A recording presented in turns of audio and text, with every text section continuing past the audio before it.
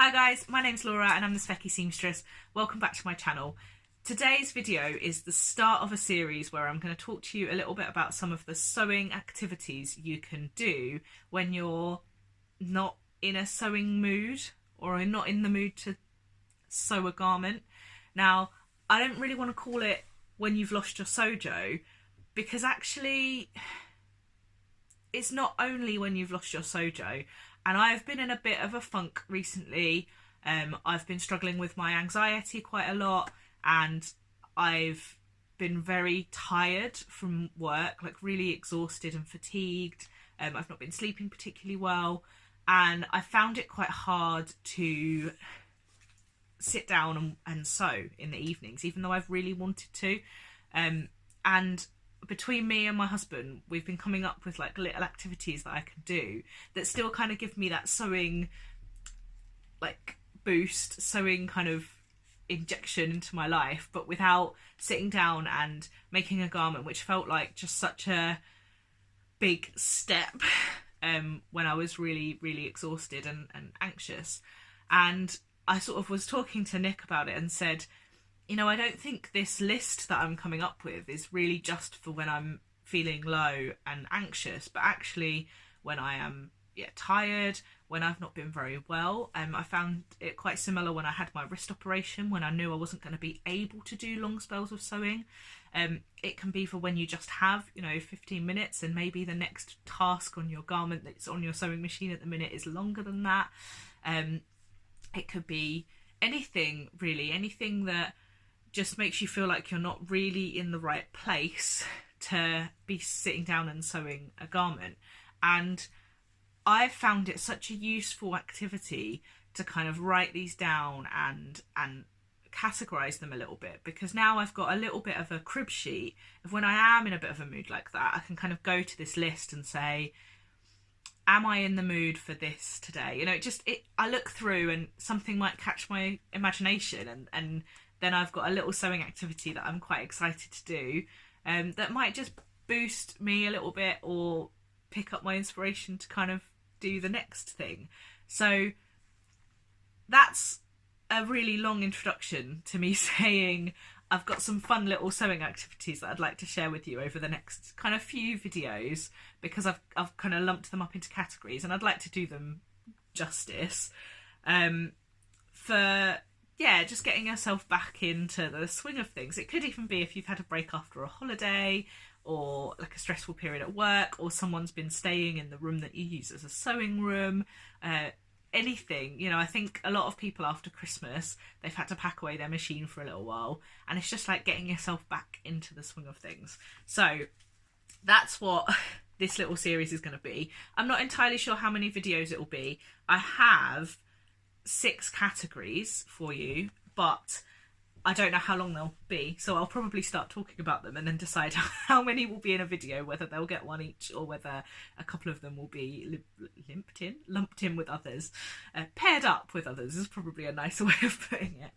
So the categories that I have are the preface, I will explain more, plan, prepare, present, practice and produce, because we love a little bit of alliteration in our lives.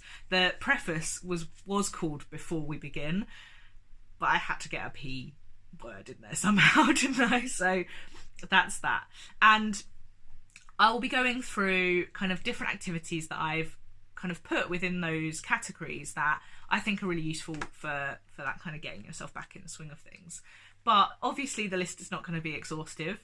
As I go through, I would love you guys to tell me what activities you do when you're in that kind of mood, or you need a little bit of a boost, whether you like the activities that I'm suggesting or not. And also, I'm going to be releasing these kind of over the next few weeks. That doesn't mean you have to kind of wait until I'm talking about practice or produce to think about that. Have a think about what activities you do, because I think we do these subconsciously quite a lot. But I found it quite useful to kind of put them down and see them written down. It's been quite a useful experience for me. Exercise, I guess. So, preface, before we begin.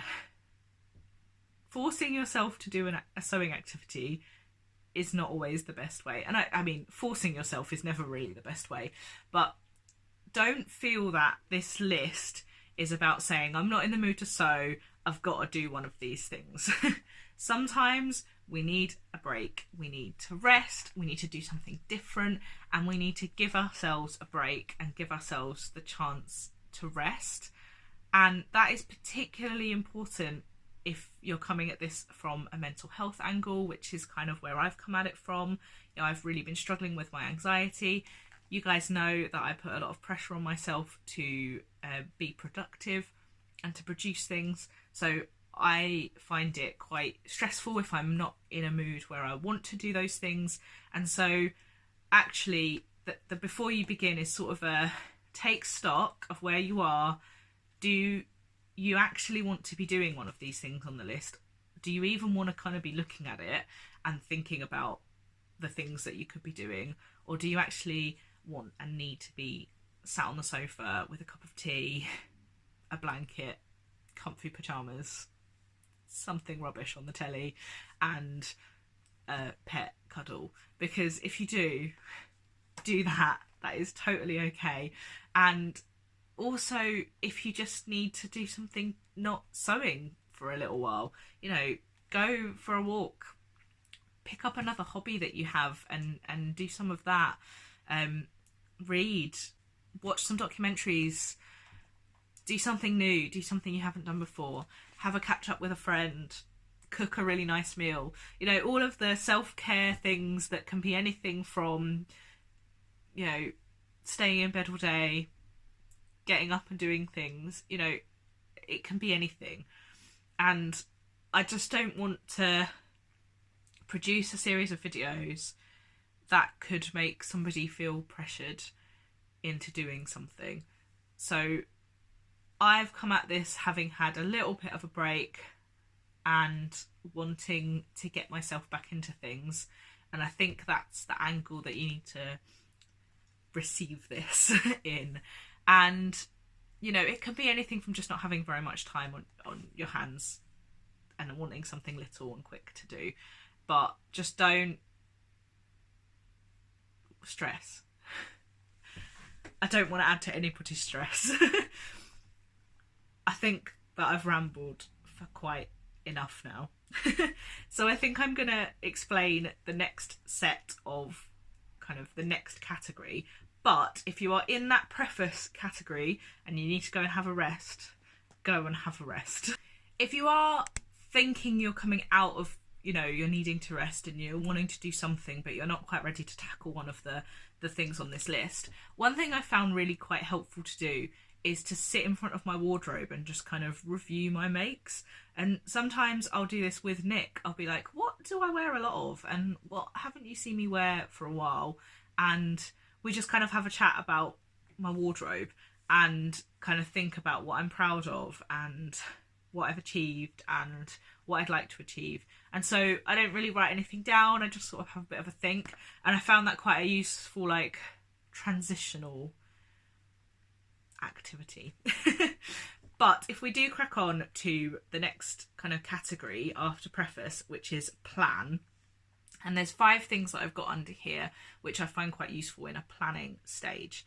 And one thing I would say is that sometimes I know that I'm in the mood to plan. I'm in the mood to like write lists and organise things. But sometimes I'm in the mood to make stuff. That's what I want to do. So that's kind of why I've tried to categorise these, because rather than it being one big long list, it's nice to sort of be like, you know what, I'm in the mood to tidy. I'm in the mood to try something new. I'm in the mood to plan. So that's where this is coming from. So under the plan category, I have sketch. Now, sketching doesn't need to be perfect drawings that you're ready and willing to share on Instagram. By the way, you can share your photos of sketches with anyone you like, no matter how good an artist you are. The idea of sketching is just to get ideas that might have been playing around in your head onto paper and it's just a nice way of visualizing what an outfit or a garment that you want to make might look like. Now, some people then add little swatches of the fabrics they want to use to it. Some people, you know, go a bit all out. I don't. I literally squiggle, and they're like the worst drawings. I'm not bad at art, but I'm not good at drawing people or, you know, garments and stuff. And yeah, just have a little bit of a doodle. I'll pop in a couple of my sketches here, because what I've been doing is having my Gertie's croquets book. Croquets? Is that the right way of saying it? Croquet for me is like a game that you play on an English country lawn with mallets that you play in Alice in Wonderland. But I think they're called croquets. Or yeah, okay, I'm going to stop now. And I've been having them by my bed, and I've just sort of been sitting in bed and doing some sketches sometimes. The next one is create a pin board. Now, that can be in whatever way, shape or form that you do that. You might use Instagram to create a saved collection of things that are inspiring you at the minute.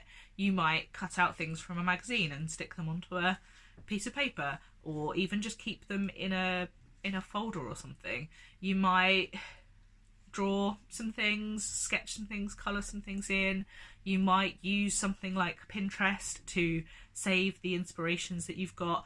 And I'd kind of love to hear how other people are kind of managing their inspiration portfolios, because I really struggle. I do use Instagram saved collections, and I save a lot of things on my phone, but then I find them quite hard to sort of search and look through.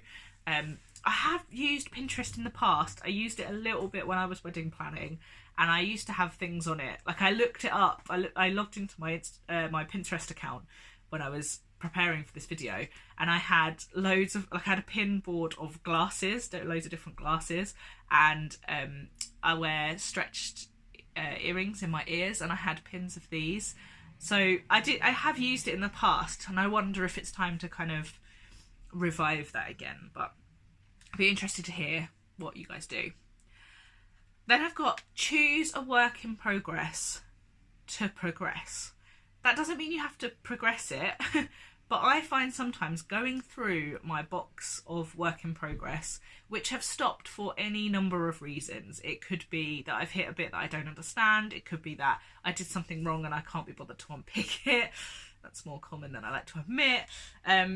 It could be just that I've lost a little bit of inspiration with it and it's gone in a box, but actually when I pull it out, I really want to finish it. So sometimes just going through my work in progress is really helpful. And sometimes that results in me throwing away, or, you know, repurposing, or, you know, resigning to the fact that that's not really a work in progress anymore because I don't want to progress it. That is just as valuable as finding one that you want to progress. So choose a work in progress to progress. Sometimes I will put that over my door. My sewing room door is literally like just here out of shot, and I'll hang it over there. Or if I'm really keen to actually progress it quite soon, I'll fold it up and put it next to my sewing machine on my desk so that I'm kind of ready to go when I start.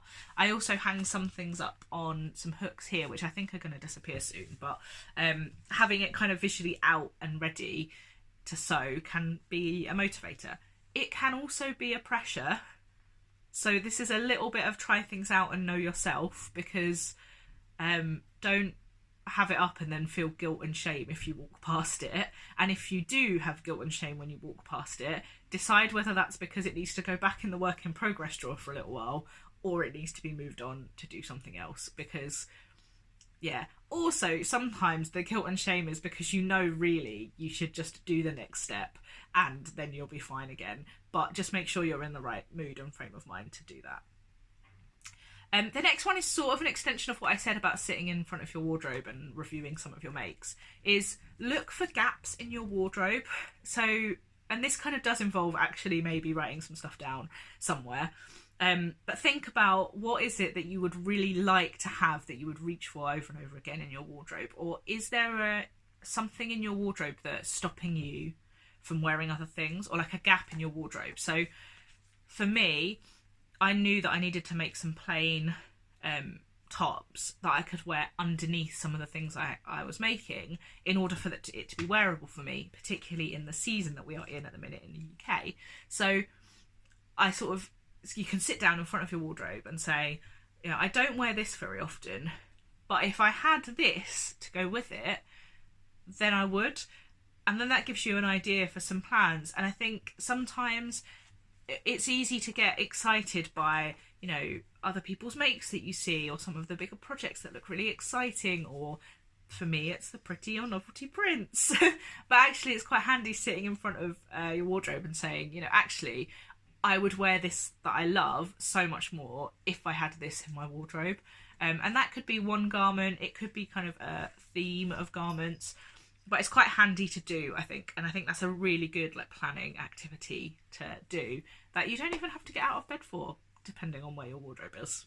But then I've also got shop your stash. So sometimes I find it really useful to just sit and look at fabric and stroke fabric and think about what I've bought. Now, I think this depends a little bit on the size of your stash and how it's displayed as to whether you can kind of see it all of the time. I can't see all of my fabric all of the time, and I have a large stash, so it's quite useful for me to sit and just kind of go through stuff and be re-inspired by things that I was obviously inspired by when I bought them or acquired them in whatever way. Legally, I haven't stolen anything, just to make that clear. So I think that's my 5 kind of main activities under plan. I would love to hear what you guys think, and what you guys think about the other categories that I've got coming up, which, as a reminder, are prepare, present, practice and produce. Now, judging on today's length of video, I'm imagining I might do 2 categories per video, so the next video is likely to be prepare and present.